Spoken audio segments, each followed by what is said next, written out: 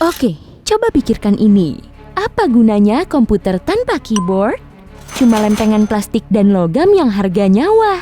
Iya kan? Kok ada tombol yang double tapi cuma tombol tertentu? Nah, yuk kita amati peranti yang begitu penting ini secara lebih dekat. Kita mulai dari leluhur keyboard, mesin T.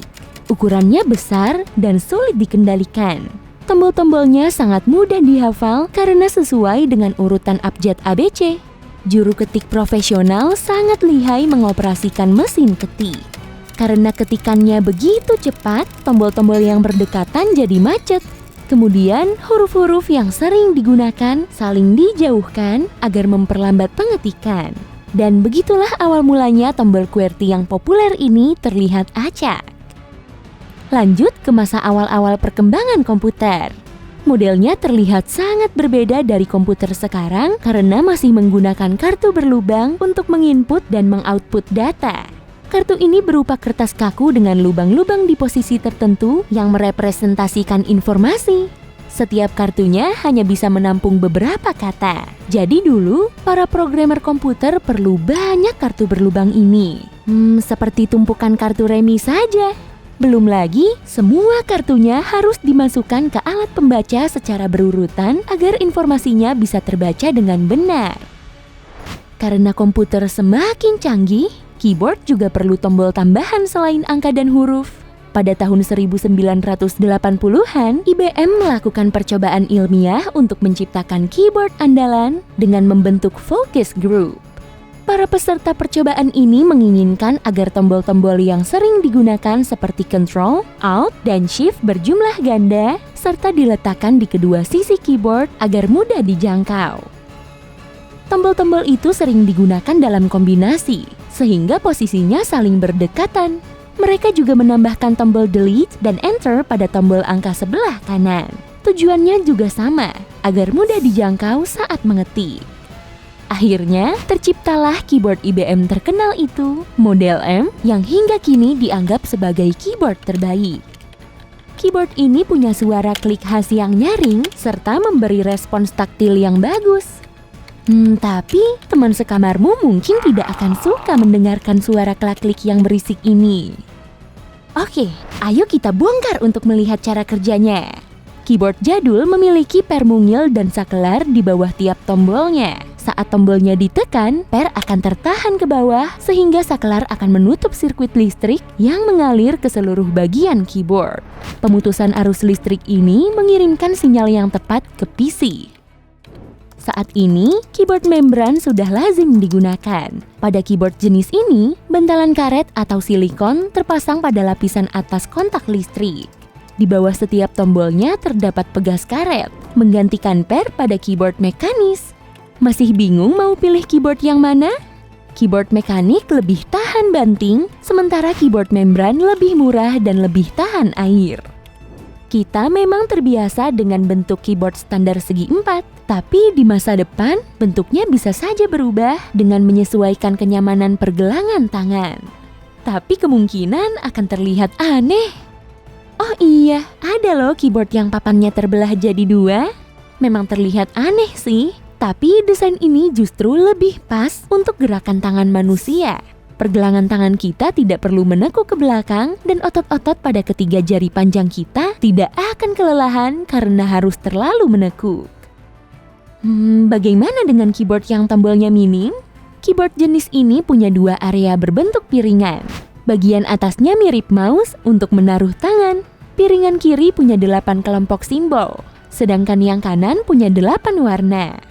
Saat mengetik, gerakan di kedua piringan perlu dikoordinasikan. Ada juga keyboard tanpa tombol maupun papannya. Cukup pasang di tanganmu dan kamu siap mengetik di atas permukaan apapun. Keyboard ini punya 5 cincin untuk dipasang di kelima jari. Di dalamnya juga terdapat akselerometer untuk mendeteksi posisi jemarimu.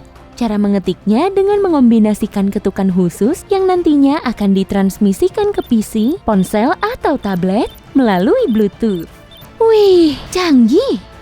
Produsen keyboard juga akhirnya memanfaatkan dimensi tinggi. Keyboard ergonomis berbentuk U ini menempatkan tulang-tulang tangan pada posisi netral sehingga lengan bawah sejajar dengan lantai.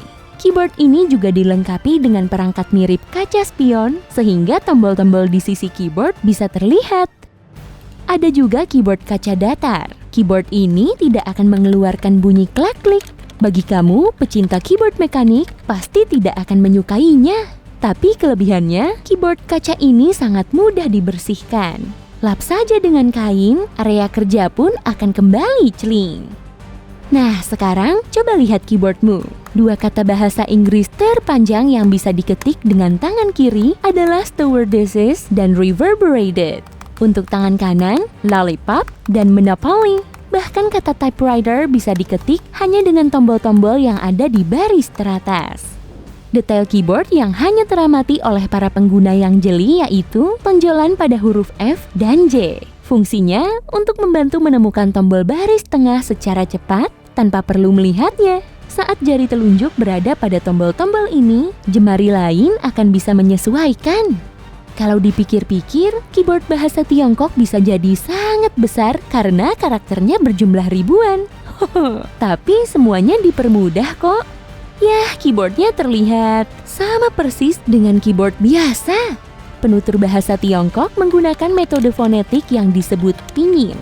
Pada sistem ini, yang mereka ketik bukanlah karakter, tapi pengucapannya dalam tulisan Latin. Kemudian komputer akan memprosesnya dan daftar karakternya akan muncul. Tinggal pilih mana yang perlu diketik. Kamu pasti lebih sering menggunakan keyboard virtual di ponsel atau tablet daripada di keyboard biasa kan? Sebelum Apple memperkenalkan keyboard layar sentuh pada tahun 2007, semua perangkat PDA menggunakan stylus atau keyboard fisik kecil.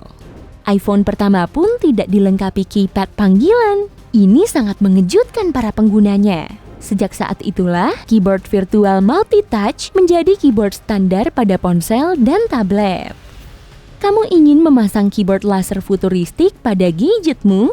Coba saja. Alat ini memproyeksikan gambar tombol QWERTY standar ke suatu permukaan menggunakan sinar laser.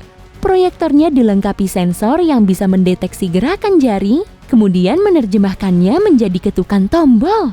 Sayangnya, teknologi ini masih jauh dari ideal dan tidak bisa menandingi keyboard manual. Oh iya, jangan salah. Tulisan tangan rapi yang terkesan jadul itu masih ada manfaatnya loh. Penelitian menunjukkan menulis bisa membantu proses belajar karena kita akan lebih mengingat informasi saat menulisnya dengan tangan, bukan mengetiknya. Dan saat ini sudah ada teknologinya. Tersedia fitur yang bisa digunakan untuk menginput teks ke komputer dengan pulpen atau stylus. Tinggal tulis saja di panel tulis tangan, komputer akan mengubahnya jadi teks. Hey, jika kamu belajar hal baru hari ini, klik tombol suka di video ini lalu bagikan pada teman-temanmu. Inilah beberapa video menarik lainnya yang bisa kamu tonton. Klik saja video di salah satu sisi layar. Dan ingat, tetaplah di sisi terang kehidupan.